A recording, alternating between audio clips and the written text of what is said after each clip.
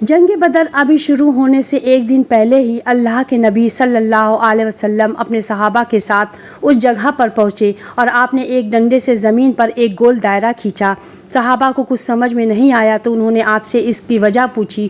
تب اللہ کے رسول نے بتایا کہ اس جگہ پر ابو جہل مارا جائے گا۔ تھوڑی دوری پر دوسرا دائرہ کھینچتے ہوئے آپ نے کہا امیہ یہاں مارا جائے گا۔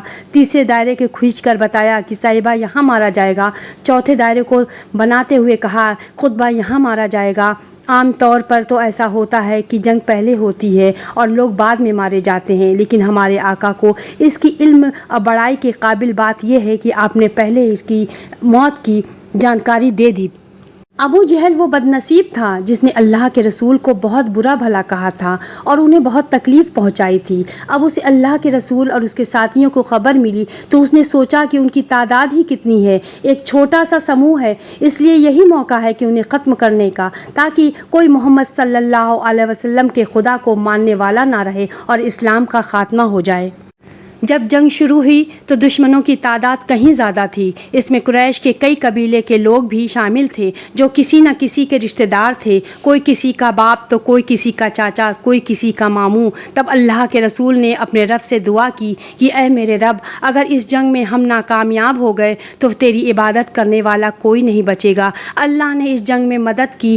اس جنگ کے دوران ایک صحابی عبیدہ بن حارث نے اپنے جنت جانے کے بارے میں پوچھا کہ یا رسول اللہ، اگر میں شہید ہو گیا تو کیا مجھے جنت ملے گی؟ آپ نے کہا ہاں، تم بالکل جنتی ہو، اور اس بہادر صحابی نے بہادری سے لڑتے ہوئے شہادت پائی۔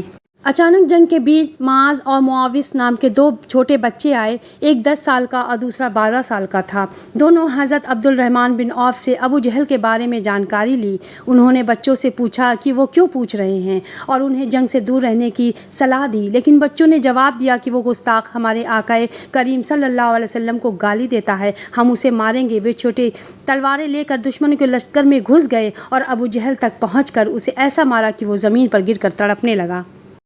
ابو جہل کو یہ خبر لگ چکی تھی کہ محمد صلی اللہ علیہ وسلم نے اس کے مارے جانے کی جگہ کے بارے میں پہلے سے ہی بتا دیا۔ اس نے اپنے ساتھیوں سے پوچھا کہ کیا یہ وہی جگہ ہے جہاں لکیر کھینچی گئی تھی؟ تب اس کے ساتھیوں نے ہاں کہا تو وہ چھٹپٹاتے ہوئے اس دائرے سے باہر نکلنے کی کوشش کرنے لگا، لیکن وہ کامیاب نہیں ہوا۔ اس نے اپنے ساتھیوں سے کہا کہ محمد صلی اللہ علیہ وسلم کی پیشن گوئی کو جھوٹا ثابت کرنا ہے، مجھے اس دائرے سے باہر نکالو۔ لیکن جیسے اس کے ساتھیوں نے اسے اٹھانے کے لیے جھکے، ابو جہل نے دم توڑ دیا۔ جنگ بدر میں ابو سفیان کے 3 بیٹے اسلام کے خلاف لڑے، معاویہ، حنظلہ اور عمرو۔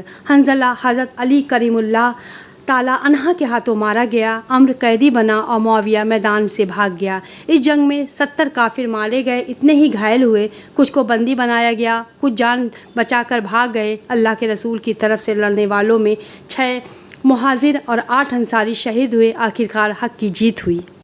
لڑائی ختم ہونے کے بعد اللہ کے رسول کو بے چین دیکھ کر ایک صحابی نے پوچھا اے اللہ کے رسول، آپ پریشان کیوں ہیں؟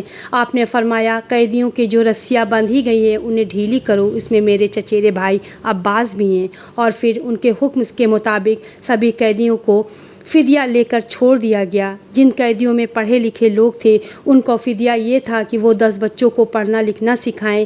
یہ تھا ہمارے نبی آقا نبی کریم صلی اللہ علیہ وسلم کا اخلاق اور انصاف، جنہوں نے دشمنوں کو بھی کبھی کوئی تکلیف نہیں دی۔